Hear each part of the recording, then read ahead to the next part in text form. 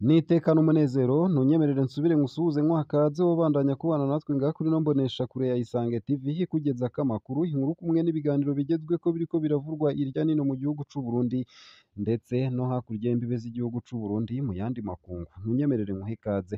Ndaguhaye mwaramutse neza cange mwiriwe neza bivanye n'aho udukurikira uherereye. Wowe udukurikira uri mu gihugu c'u Burundi ntunyemerere nguhe mwiriwe neza ndetse nawe udukurikira uri hakurya y'imbibe z'igihugu c'u Burundi mu yandi makungu ntunyemerere nguhe mwaramutse neza cange mwiriwe neza bivanye n'aho dukurikira uherereye kuri uwu munsi w'igenekerezo rya 29 z'ukwezi kw'indwi umwaka w'ibihumbi 2023. Ntunyemerere nguhe kaze. Angeline Ndayishimiye arababazwa cane n'ikubagurwa ry'abakenyezi muri Nigeri. Narakugeza ko iyo nkuru ku buryo buramvuruye ariko ntunyemerere nkugezeko n'iyi nkuru ivuga ko amagara y'umumenyeshamakuru Florian Irangabiye abangamiwe cane. Ivyo ni ibivugwa n'umuryango wiwe ndetse n'amashirahamwe mpuzamakungu. Haraheze amezi 3 amagara y'umumenyeshamakuru Florian Irangabiye hariko arasinzikara kubw'umuryango wiwe n'amashirahamwe aharanira agateka ka zina muntu n'ak'abamenyeshamakuru. Basaba abategetsi b'u Burundi ko yokungururizwa mw'ibohero aho ashobora kuronka imiti ihuriranye n'ingwara agwaye, bakanabandanya basaba irekurwa ryiwe. Apfunzwe ku karenganyo, uko akaba ariko ayo mashirahamwe yibutsa. Mu ntango y'indwi ibintu vyaratanguye kugorana ku mumenyeshamakuru mugenzi wacu afise ibibazo vyo guhema kuva mu bwana bwiwe kandi agwaye asima. Yarababaye cane cane mw'ijoro ry'uwa mbere rishira uwa kabiri gushika aho vyanka ko avuga kubw'amasoko yegereye iyo dosiye. Turatahura ko uburyo apfunzwemwo aho ari impande y'igikoni ariko kandi n'ikirere i Muyinga biri mu bituma aremba cane. Abaganga baragiye kumuraba muri aya mezi aheze baca bamwandikira imiti n'ibindi ariko iri kure kumutuma atora mitende kuko ari mu bihe bigoye muri iryo bohero. Uko akaba ariko Mutoki Mumo aserukira ishirahamwe CPG rijejwe gukingira abamenyeshamakuru muri Afurika yo munsi ya Sahara yabwiye SOS Media Burundi tunakesha iyi nkuru. Akaba asaba abategetsi b'u Burundi gufata ibintu mu minwe. Ikintu ca mbere dusaba abategetsi b'u Burundi n'ubushikiranganji bw'ubutungane cane cane nuko bomenya ko bafise igikorwa co kumenya neza ko uwo mukenyezi apfungiwe mw'ibohero ryabo ariko araronswa imiti akeneye kandi ko ayironka ku mwanya ukwiye. Uko akaba ariko abandanya. Ku bwa Rachel Nicholson umurondezi ku bibazo vy'u Burundi n'u Rwanda muri Amnesty International avuga ko abategetsi b'u Burundi bategerezwa gusuzuma ko uburyo abapfungwa babayemwo budasinzikaza amagara y'abo bapfungwa. Ivyo rero bisa nuko hatariko bimeze ubu mw'ibohero rikuru rya Muyinga. Uko akaba ariko bagaragaza umubabaro, bakaba basaba ko arungikwa mw'ibohero ribereye.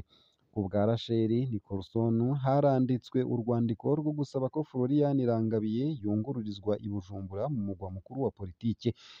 Igihambaye nuko abategetsi b'u Burundi bategerezwa gukora ibishoboka kugira ngo aronke imiti ikenewe ihuriranye n'uko agwaye. Nivyaba bidashoboka i Muyinga kandi biboneka ko ari vyo biriko biraba, yategerezwa kurungikwa mw'ibohero bikunda. Uko akaba ariko bibandanya bishikirizwa na Nicholson. Akamo gasaba irekurwa rya Florian Irangabiye. Ku bwa Mutoki Mumo abantu bategerezwa kwama bibuka ko mugenzi wacu hapfunzwe ku karenganyo.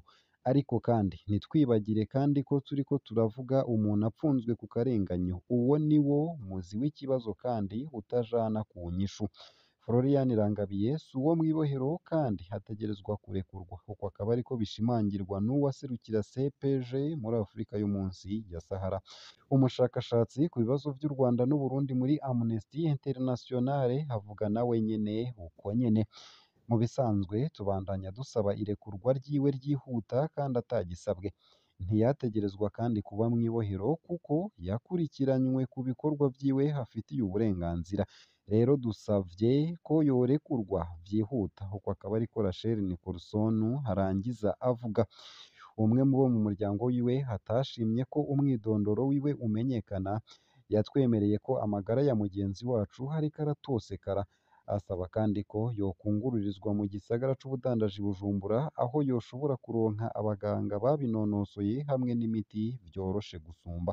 Domine Banyankimbona umushikiranganji w'ubutungane ntitwamuronse kugira ngo yishure ku bibazo vyacu. Aciye bugufi, umuvugizi wa leta y'u Burundi Prosper Ntahorwamiye yavuze ati ntaco ndabivugako kuko leta ntiyantumye kuvuga kuri ivyo.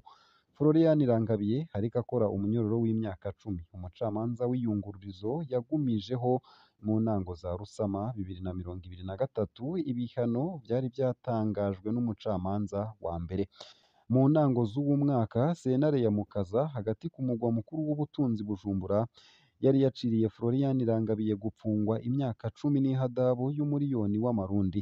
Mu vyo yagirizwa hakaba harimwo guhungabanya umutekano w'igihugu, kuja mu mirwi yitwaje ibirwanisho, yagirizwa kandi gusuma urusaku nk'umucangero w'u Rwanda igihugu yabayemwo harahize imyaka 12. Kuri uwo munsi ibihugu bitatu vya Afurika nivyo bipfunze abakenyezi b'abamenyeshamakuru, n'u Burundi, Somaliland ndetse na Ethiopia. Nayo mbandanije na ya nkuru nari nkugejeko mu ntango z'ano makuru nuko Angeline Ndayishimiye ariko ababazwa cane n'ikubagurwa ry'abakenyezi muri Nigeri.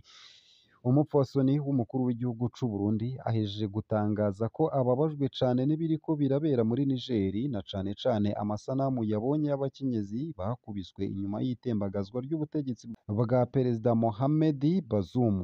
Angeline Ndayishimiye arasaba ashimitse ko ubutegetsi busubizwa abategetsi batowe muri Nigeri. Ubutumwa bw'umupfasoni w'umukuru w'igihugu burumvikana, nta mukenyezi n'umwe akwiye guhohoterwa. Iryo ni ivumwe, yagize neza kuvyiyamiriza. Ese ingene vyoba biryoshe hamwe Angeline Ndayishimiye yova mu gacerere hagasaba ukuri kw'igandagurwa ry'abakenyezi batari bake mu Burundi. Ese yobaza inzego z'igihugu iyo zashize abakenyezi banyurujwe bakaburwa irengero. Ese yogira ishavu nk'iryo kwiborezwa igufa torture ry'abakenyezi bamwe bamwe vyakozwe n'inzego z'igihugu. Ese yohagurukira ikibazo c'abakenyezi bafashwe ku nguvu bahowe imvo za politike. Ese yemwe yovugira umumenyeshamakuru Florian Irangabiye amerewe nabi mw'ibohero rya Muyinga ku karenganyo k'intwaro y'umugabo wiwe. Ese amaso yiwe yobona amabi akorerwa mu Burundi imbere yo gutandukira amakungu. Navyo nyene twobishima cane. Uwo mumbonera aramumpere kano gafoto aramumbwirire ko twipfuza amatohoza kw'ihohoterwa n'igandagurwa rya Alice Nahokagiye yiciwe ku rugo rwa General de Brigade Isidore Ndihokubwayo batazira Ntakubade muri Kigarama 2022. Muramubwire ko twipfuza kumenya abanyuruje Honnête Shurwe ry'Imana muri Ndamukiza 2022. Muramubwire ko dushaka amatohoza kw'igandagurwa rya mushiki wa General Guillaume Bunyoni Chantal Hatungimana muri Nyakanga 2021. Mumubwire ko dushaka ko Lieutenant Colonel Alo Ndayishimiye habazwa igandagurwa ry'umukenyezi wiwe Diane Ndayiragije kuwa 23 Nyakanga 2021 n'abandi benshi cane. Muramumpere ako gafoto. Nayo kandi ati twogira iterambere tukubaka tukaronka ivyo dufungura n'umufuko ukaronka amafaranga, ariko ubutungane budahari uwo mufuko woca utoboka. Ayo ni amajambo yashikirijwe n'umushikirizamanza kizigenza wa Repubulika Leonard Manirakiza kuri uwa 29 z'ukwezi kw'indwi 2023 mu gihe yari yifadikanije n'abajejwe umutekano mu ntara ya Muramvya n'abenegihugu bo muri zone Muramvya mu kubaka inyubakwa y'amanama n'izindi manza yegukira igipolisi mu ntara ya Muramvya. Akaba agira ati hari imirongo y'abantu i Bujumbura baza kwitura umushikirizamanza kizigenza wa Repubulika canke umukuru wa sentare Ntahinyuzwa bukabirira ko baje gusaba impapuro, kandi izo mpapuro zotangirwa no mu makomine n'intara. Atonze harya iterambere riba rihagaze. Akaba hamagarira abakorera mu gisata c'ubutungane kuba bizigirwa bagaca imanza zibereye bisunze amategeko hatankunzi. Abenegihugu nabo bafise imanza basabwa gusaba impapuro mu bajejwe ubutungane mu makomine bagashika mu nzego zo hejuru hari uko vyanse. Ngaha akaba ariho nsoreje ano makuru.